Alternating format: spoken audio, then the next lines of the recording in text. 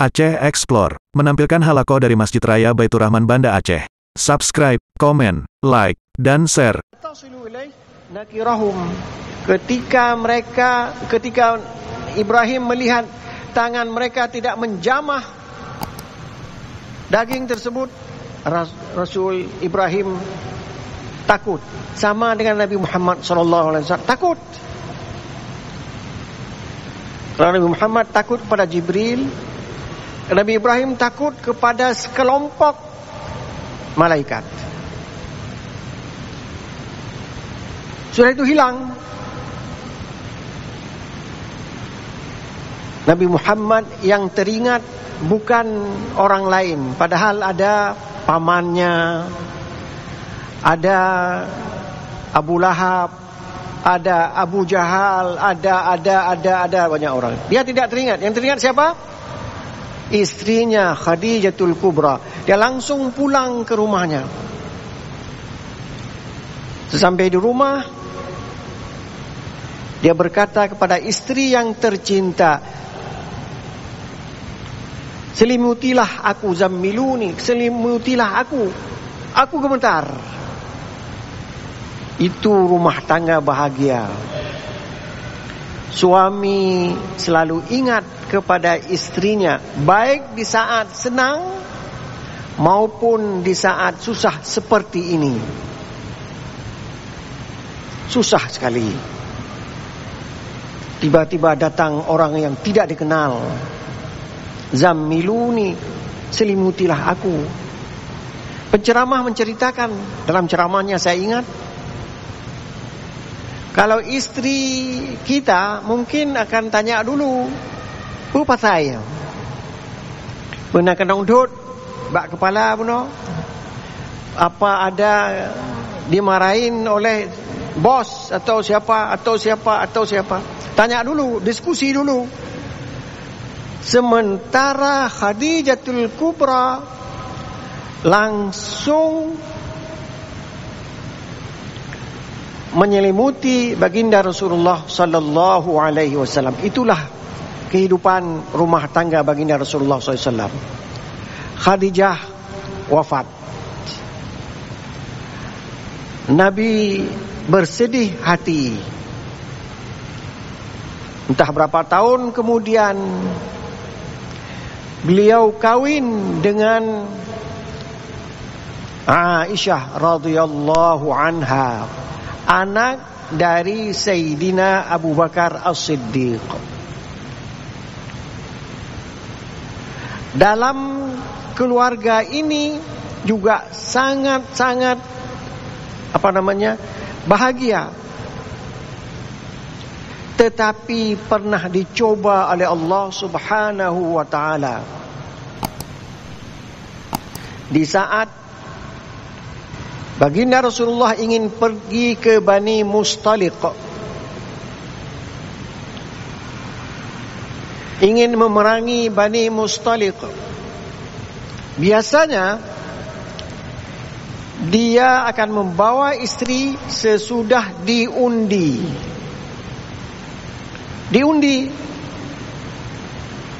Waktu diundi, jatuh undiannya kepada Aisyah radhiyallahu anha. Maka beliaulah yang ikut bersama baginda Rasulullah pergi ke Bani Mustaliq. Rupanya mereka sudah takut ketika mendengar Rasulullah dengan kaum muslimin ingin datang ke Bani Mustaliq. Mereka sudah menyerah. Tidak terjadi perang, dan Rasulullah tidak ingin memerangi. Itu harus kita pikirkan. Bukan seperti kita sudah menyerah, ditepuk orang kata, ditempeleng sekali lagi. Ini enggak. Udah, kalau kalian enggak mau melawan, ya sudah, selesai persoalannya.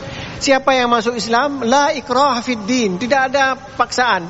Masuk, tidak mau masuk, silakan, tapi jangan ganggu kami, itu saja. Pulang, sebentar aja pulang. Dan tidak diambil macam-macam, direbut begini, tidak, udah pulang. Biasanya Waktu pulang itu disuruh pulang semuanya naik unta, kuda atau macam-macam. Ada seseorang yang ditugaskan pulang terakhir. Kenapa? Siapa tahu ada yang jatuh, ada yang tertinggal. Kita saja kalau mau pergi ke tugas, sudah mau bawa malam hari, sudah kita pikirkan saya mau bawa buku ini kalau jadi dosen, atau saya mau bawa sesuatu kalau jadi toki. Tiba-tiba sampai di sana lupa. Kalau lupa HP, itu harus pulang. HP itu segala-galanya kita sekarang. Tapi kalau tinggal uang 1 juta, nanti ada di ATM, saya bisa ambil lagi di ATM. Kan begitu kan? Tapi kalau HP harus pulang. Demikianlah kita terikat dengan HP sekarang. Maka ada seorang pemuda yang ditugaskan untuk melihat, berjalan di belakang, melihat apa yang terjatuh untuk diambil kembali, dibawa pulang, kemudian sampai di Madinah diberikan kepada yang mempunyainya atau diumumkan di masjid.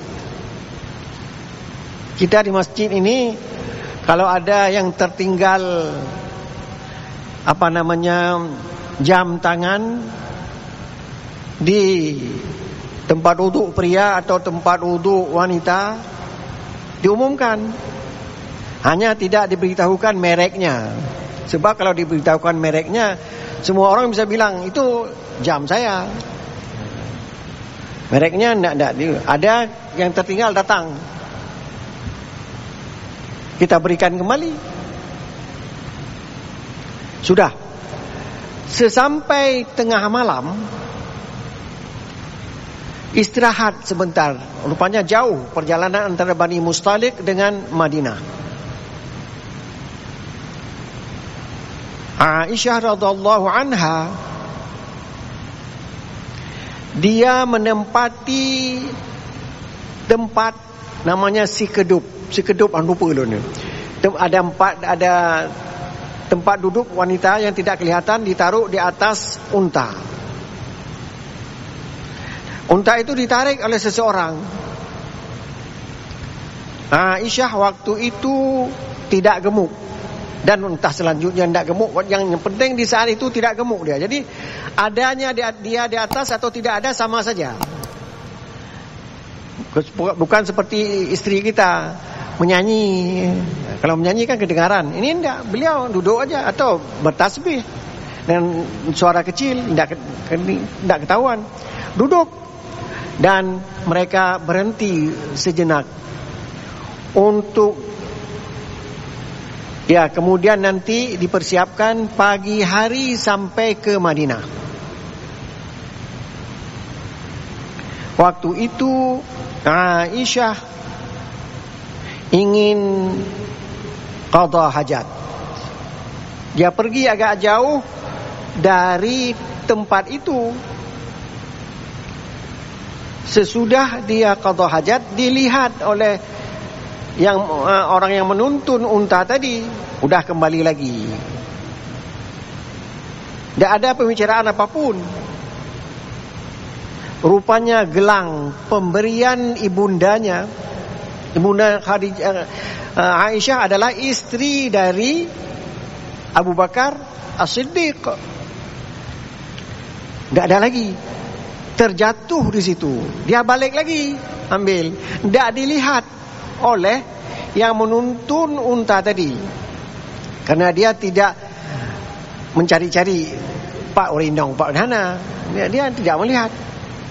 Waktu diumumkan berangkat, semua berangkat. Tinggallah Aisyah radhiyallahu anha sendirian.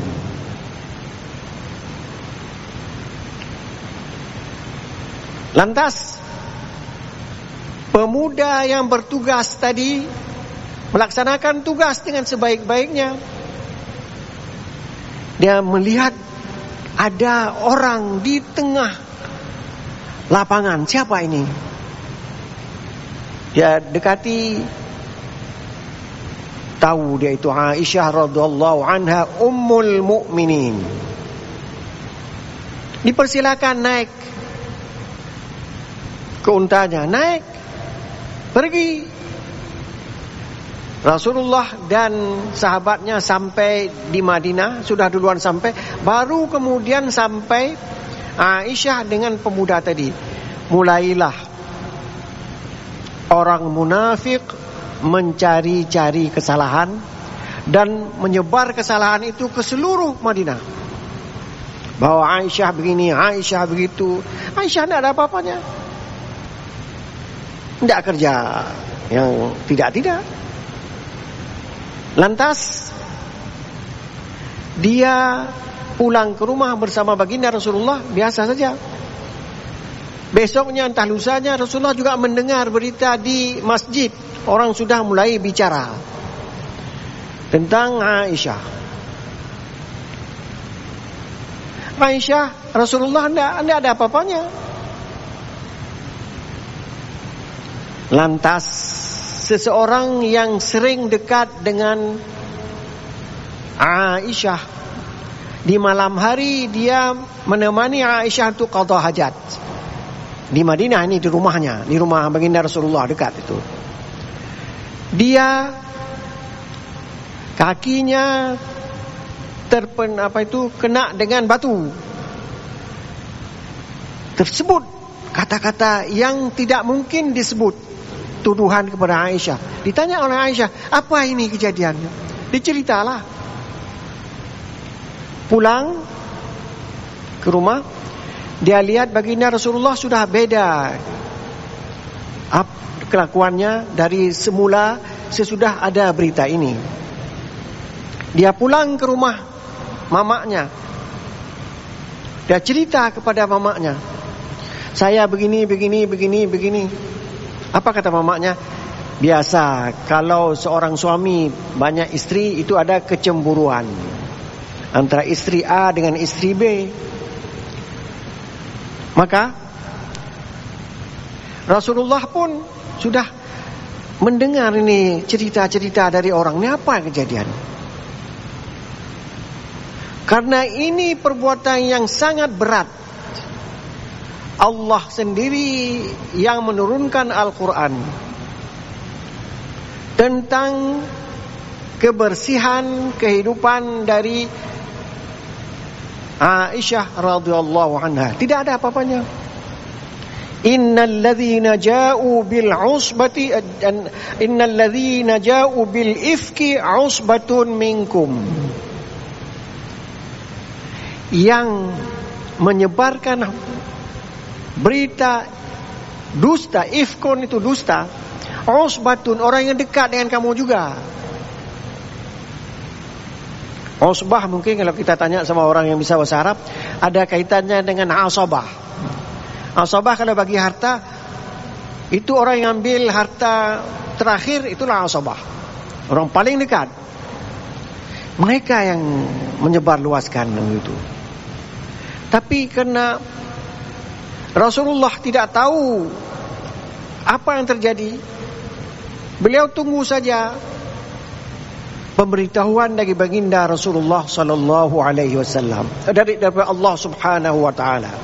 Jadi Rasulullah menunggu berita dari Allah Subhanahu wa taala. Apa yang sebenarnya terjadi? Innal ladzina ja'u bil ifki usbatun minkum. Yang memberikan, yang menyebarluaskan berita bohong itu orang yang dekat dengan kamu itu. Sudah. Kehidupan rumah tangga Rasulullah kembali kepada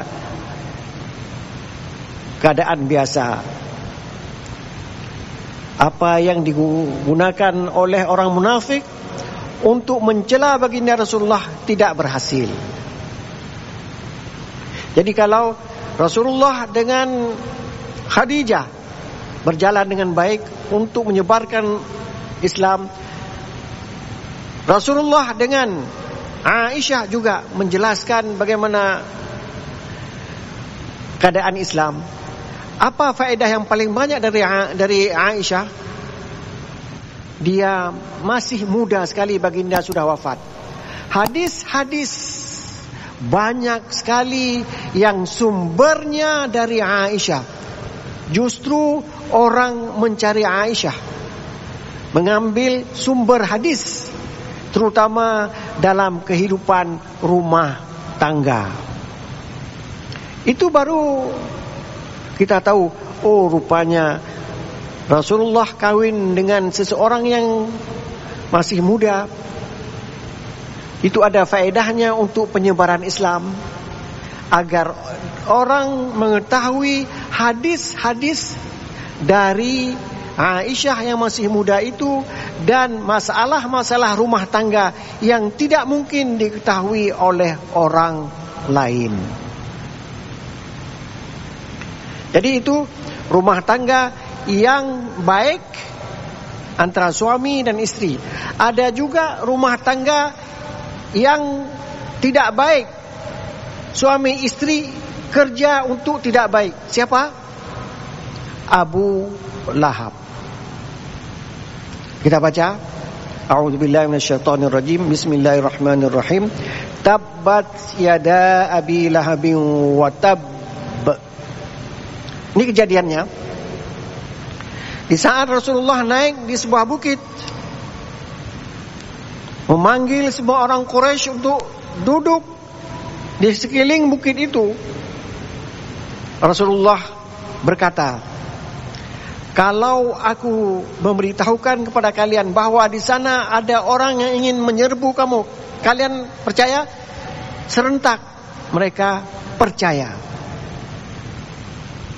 Kalau begitu, saya pada hari ini mengumumkan kepada masyarakat atau orang yang ada sekeliling dari gunung ini bahwa saya telah dinobatkan menjadi Rasulullah sallallahu alaihi wasallam. Langsung Abu Lahab tegak berdiri. Lihadza jama'tana, apakah untuk ini kamu kumpulkan kami di sini? Tabban laka ya Muhammad, celaka kamu. Alihadza jama'tana, celaka kamu Muhammad.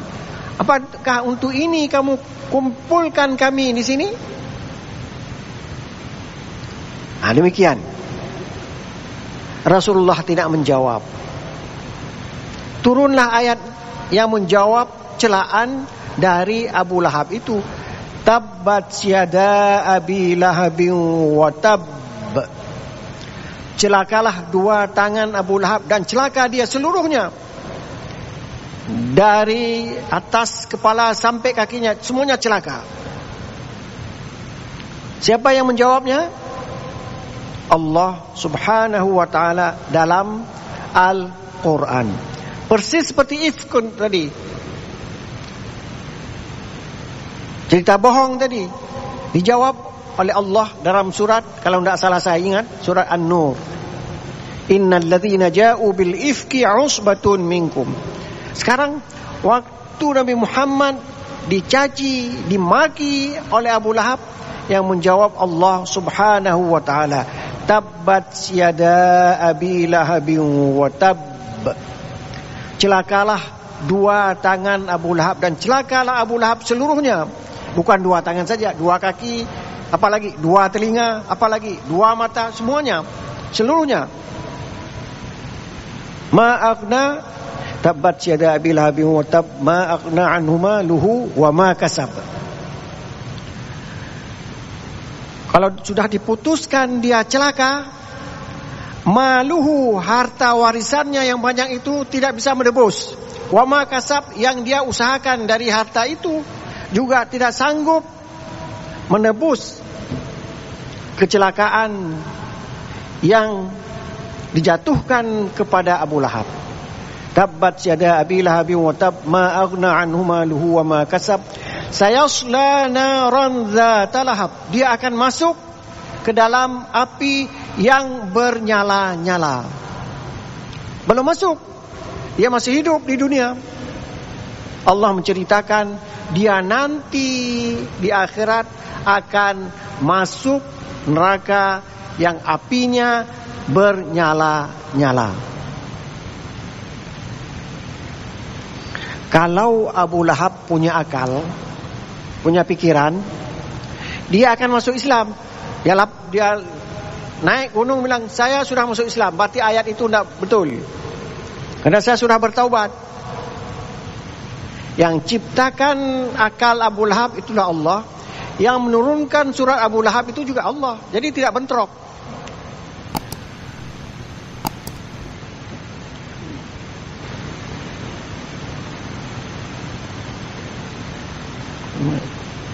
Ya.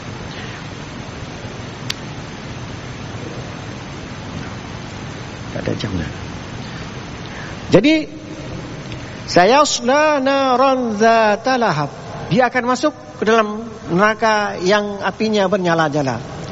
Wa mra'atuhu, juga istrinya. Yang saya ingin katakan, Rasulullah kompak dengan Khadijah menyebarluaskan agama Allah, kompak dengan Aisyah menyebarkan ajaran Allah. Abu Lahab juga kompak dengan istrinya menghantam, melawan Muhammad dan dakwahnya. Jadi ada keluarga yang sekongkol untuk yang baik, ada juga keluarga yang sekongkol untuk tidak baik. Mari kita lihat sekarang kehidupan kita di rumah tangga. Apakah kita sekongkol untuk sama-sama baik, atau sekongkol dengan istri untuk yang tidak baik? Ambil, ikuti Nabi Muhammad dan ikuti pula Abu Lahab dan istrinya. Kalau ikuti Abu Lahab dan istrinya, pasti akan menjadi penghuni neraka. Kalau mengikuti Rasulullah dan istrinya, pasti akan menjadi penghuni syurga. Pilih sekarang. Kita sekarang bisa milih. Tidak perlu kita salahkan orang lain, karena ini, karena itu. Tidak. Kita saja yang memilih. Ini. Dan ada keluarga yang tidak sekongkol. Ini waktu sudah habis. Nanti akan kita cerita lagi bagaimana keluarga yang tidak sekongkol. Yang satu baik, yang satu lagi tidak baik. InsyaAllah dalam pertemuan akan datang kita akan ceritakan kembali. Wassalamualaikum warahmatullahi wabarakatuh.